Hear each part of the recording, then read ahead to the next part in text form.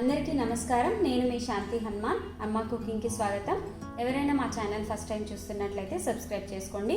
మా వీడియోస్ మీకు నచ్చితే లైక్ చేయండి, షేర్ కూడా చేయండి.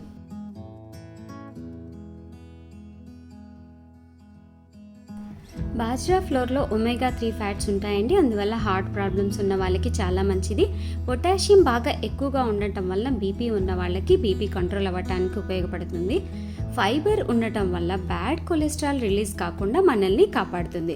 మెగ్నీషియం ఎక్కువగా ఉండటం వల్ల ఇది డయాబెటిక్ పేషెంట్స్కి కూడా చాలా మంచిది.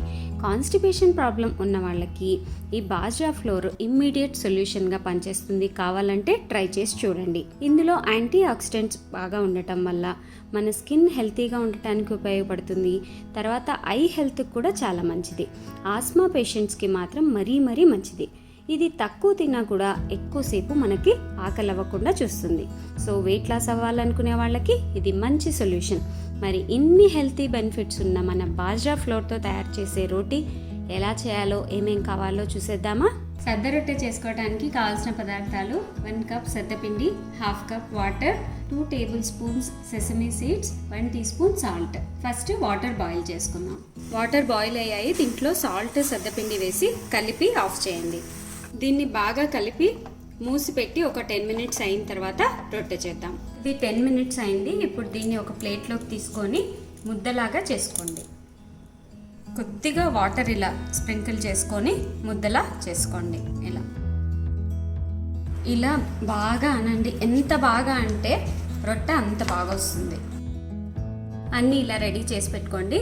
ఇప్పుడు రొట్టె చేద్దాం. ఇప్పుడు ఈ పిండి బాల్ని తీసుకొని ఇలా ఒక్కసారి నువ్వుల్లో అద్దండి. కొద్దిగా పొడి పిండి తీసుకొని ఈ నువ్వుల్లో అద్దిన దాన్ని 2 సైడ్స్ ఇలా పిండితో అద్దండి. ఇప్పుడు చేయండి. మీకు సర్కిల్ షేప్ రావటం లేదు సరిగా అనుకుంటే ఏదైనా సర్కిల్ తీసుకొని దీని మీద ప్రెస్ చేయండి, నీట్గా వచ్చేస్తుంది.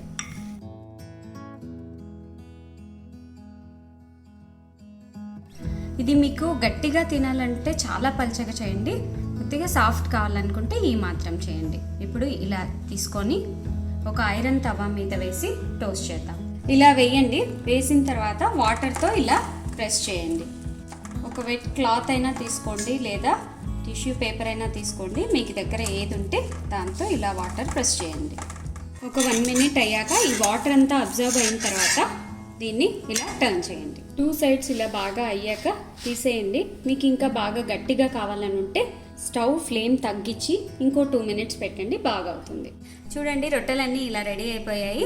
దీన్ని మసాలా వంకాయతో తింటే చాలా టేస్టీగా ఉంటుంది. మీకు ఇంకా టేస్ట్ యాడ్ కావాలి అనుకుంటే కొద్దిగా బటర్ వేసుకొని తినండి. 250 గ్రామ్స్ పిండితో 4 రొట్టెలు అవుతాయండి. మీకు ఎన్ని కావాలో అన్ని చూసి చేసుకోండి.